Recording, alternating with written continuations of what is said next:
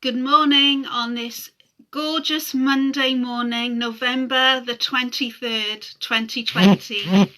Hope everybody is doing okay. Nobody is suffering from the Monday morning blues.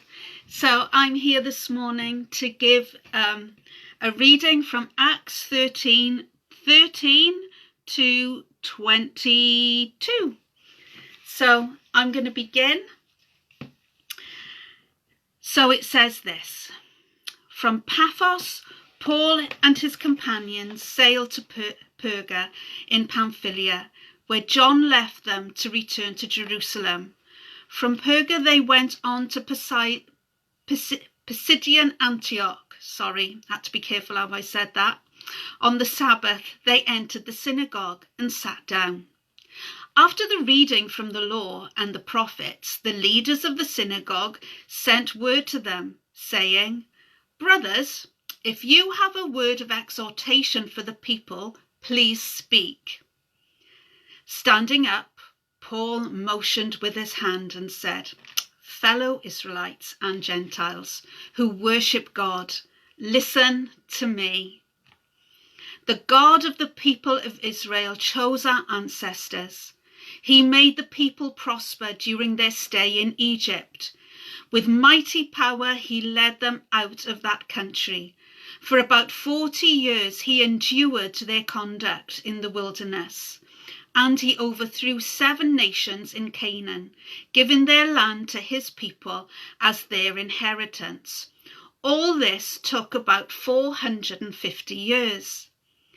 After this, God gave them judges until the time of Samuel the prophet. Then the people asked for a king, and he gave them Saul, son of Kish, of the tribe of Benjamin, who ruled for 40 years. After removing Saul, he made David their king. God testified concerning him, "I have found David, son of Jesse, a man after my own heart. He will do everything I want him to do." I love this, but it's quite challenging. 2 things stood out to me as I read this. The first thing was in verse 18. And it says this: for about 40 years, he endured their conduct. And that's what was said about the children of Israel. And it got me thinking, I wonder how God feels about us. Does he endure us and our conduct? So I looked it up in the dictionary to just get a little bit more definition to the word endure. We know what it means, but when we think about it, this is what God felt and put up with.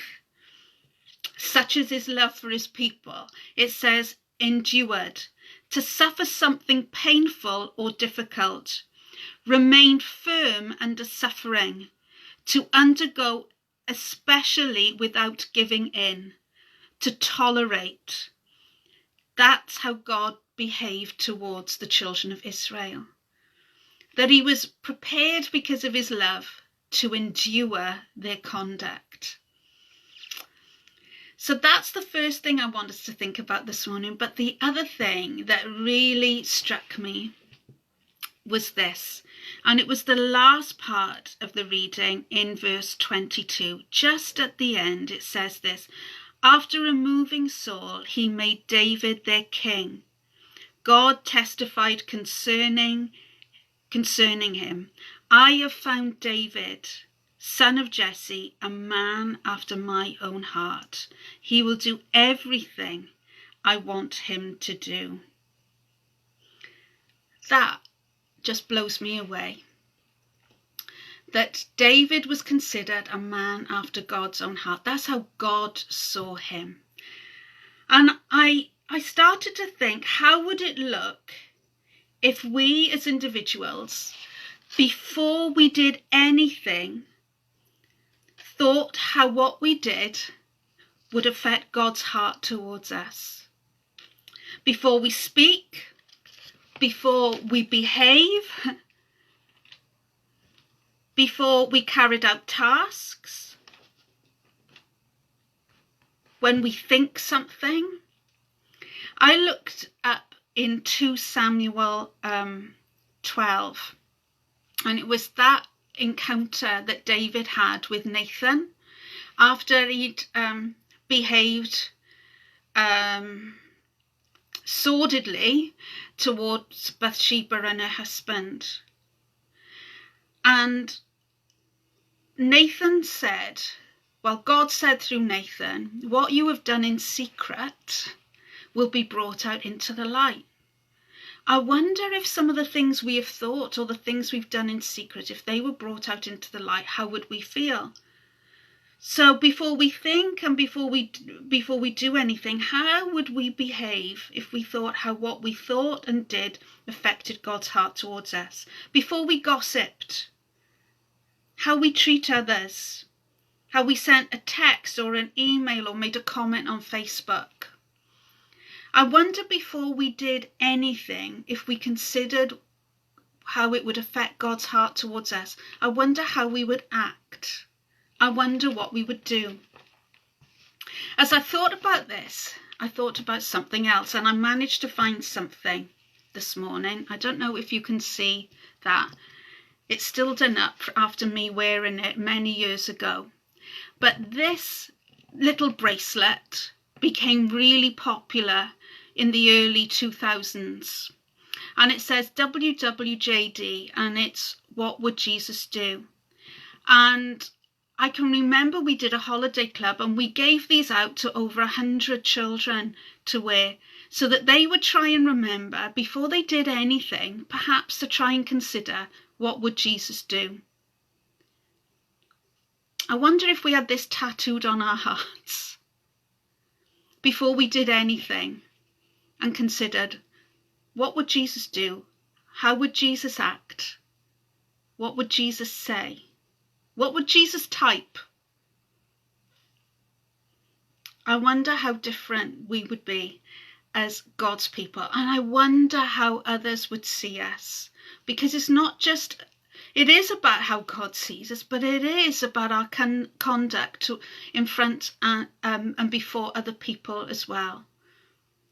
So today I would just leave this with you.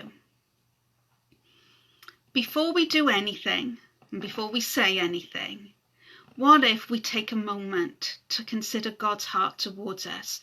Wouldn't we? I know for myself, I would love for God to be able to say of me, though when I think of me at the moment, he probably wouldn't say it, but I long for the day when God would be able to look at me and say, Jack, you're a girl after my own heart.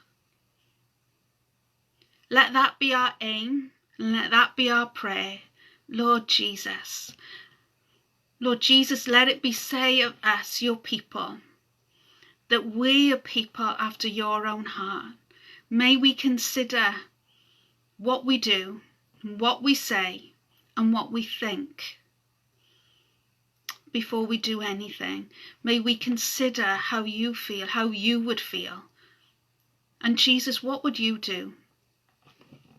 So I just leave that with you this morning. I hope you have a lovely day. I hope it made sense, because in my head it's just like a garbled message. But have a really good day. Take care.